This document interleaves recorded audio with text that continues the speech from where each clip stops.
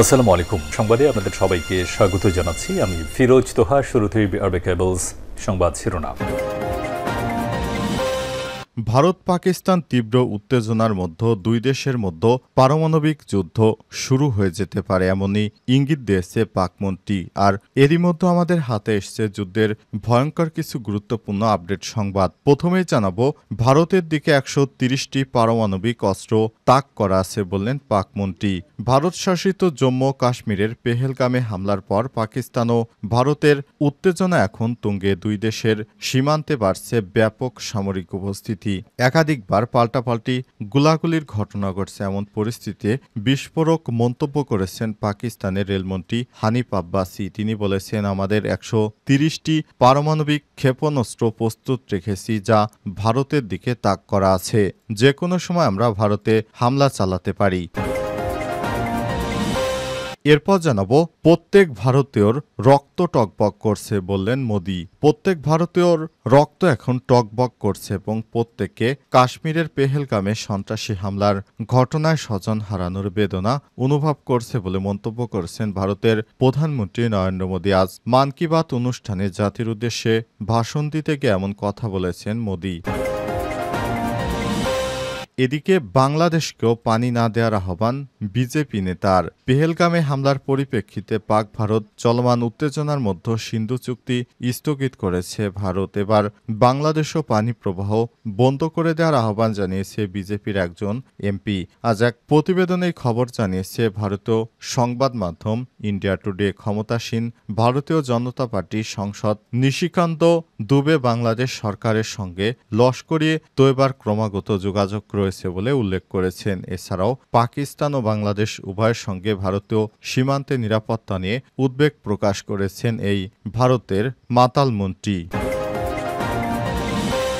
এদিকে দিল্লিতে ৫,০০০ পাকিস্তানি শনাক্ত যে সিদ্ধান্ত নিল ভারত নিয়ন্ত্রিত জম্মু কাশ্মীরের পেহেলগামে পর্যটকদের উপর সন্ত্রাসী হামলার পর পাকিস্তানি নাগরিকদের ভিসা প্রত্যাহার করেছে ভারত। এছাড়াও অবৈধ অভিবাসীদের খুঁজতে অভিযান চালাচ্ছে দেশটির আইন শৃঙ্খলা বাহিনী। এরই ধারাবাহিকতায় দিল্লিতে ৫,০০০ পাকিস্তানি নাগরিককে শনাক্ত করা হয়েছে। এবং সর্বশেষ জানাবো, অনিশ্চিত অবস্থায় দেশ চলতে পারে না বললেন আন্দালিব রহমান পার্থ। অনিশ্চিত অবস্থায় বাংলাদেশ চলতে পারে না, এর জন্য ঐক্যমতের ভিত্তিতে সংস্কার শেষে নির্বাচনের দাবি জানিয়েছেন বাংলাদেশ জাতীয় party BJP chairman barrister Andalib Rahman Partha. আজ বিকেলে বিএনপির সঙ্গে লিয়াজোঁ কমিটির বৈঠক শেষে গণমাধ্যম কর্মীদের সঙ্গে আলাপকালে সব কথা বলেছেন তিনি। প্রিয় দর্শক, এতক্ষণ শুনছিলেন সংবাদ শিরোনাম, এবারে বিস্তারিত। তবে তার আগে বন্ধুরা, অনুরোধ থাকবে এই সংবাদটিতে একটি লাইক দিন। এই চ্যানেলে আপনি নতুন হয়ে থাকলে আমাদের সংবাদটি দেখতে দেখতে চ্যানেলটি সাবস্ক্রাইব করে রাখুন। কমেন্ট করে বন্ধুরা আপনার মূল্যবান মতামত জানিয়ে দিন আপনি বিশ্বের কোন দেশ থেকে বা বাংলাদেশের কোন স্থান থেকে আমাদের সংবাদটি দেখছেন এবং শুনছেন। এবারে বিস্তারিত।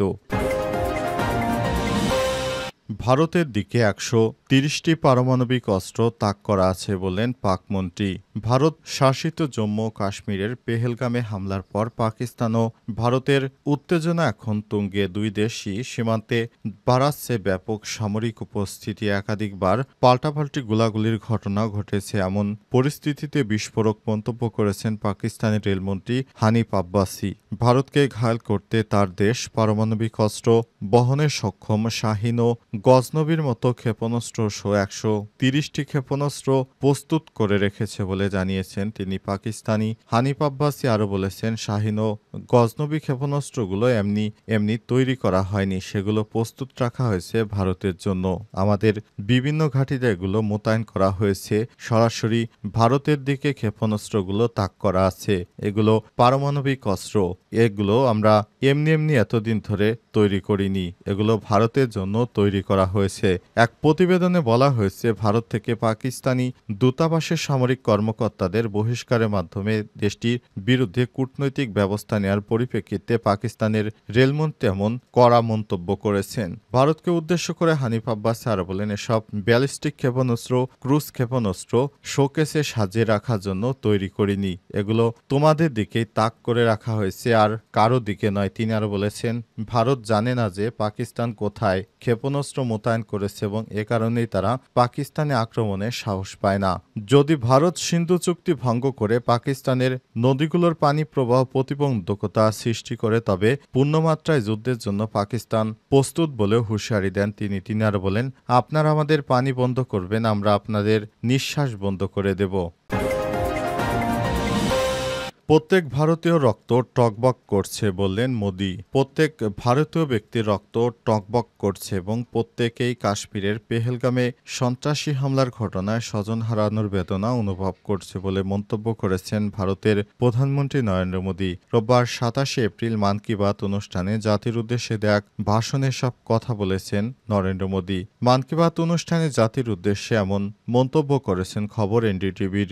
সংকটের এই সময় দেশকে ঐক্যবদ্ধ থাকার আহ্বান জানিয়ে ভাষণে মোদি বলেছেন, পেহেলগামের এই হামলা সন্ত্রাসের মদতদাতাদের হতাশা এবং কাপুরুষতার বহিঃপ্রকাশ। প্রতিটি মানুষের হৃদয় এই হামলার যন্ত্রণা গভীরভাবে স্পর্শ করেছে। হামলার সেই ছবি দেখে প্রত্যেক ভারতীয় রক্ত টগবগ করছে। হামলাকারীরা কঠিনতম শাস্তি পাবে বলে আশ্বাস দিয়েছেন মোদি। ক্ষতিগ্রস্ত পরিবারগুলোর ন্যায় বিচার নিশ্চিত করা হবে। সন্ত্রাসের বিরুদ্ধে লড়াইয়ে ১৪০ কোটি ভারতীয় ঐক্যবদ্ধ আমাদের সবচেয়ে বড় শক্তি। এই ঐক্যের উপর ভর করেই আমরা চূড়ান্তভাবে সন্ত্রাসকে পরাস্ত করব।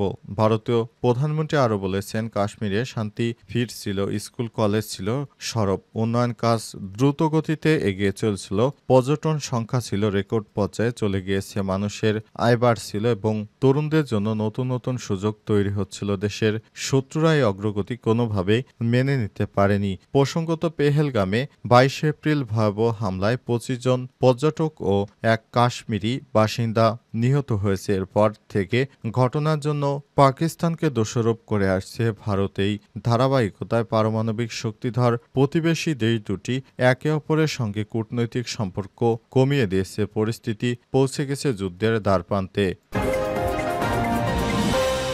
বাংলাদেশকেও পানি না দেওয়ার আহ্বান বিজেপি নেতার। পেহেলগামে হামলার পরিপ্রেক্ষিতে পাক ভারত চলমান উত্তেজনার মধ্যে সিন্ধু চুক্তি স্থগিত করেছে ভারত। এবার বাংলাদেশেও পানি প্রবাহ বন্ধ করার আহ্বান জানিয়েছে বিজেপি একজন এমপি।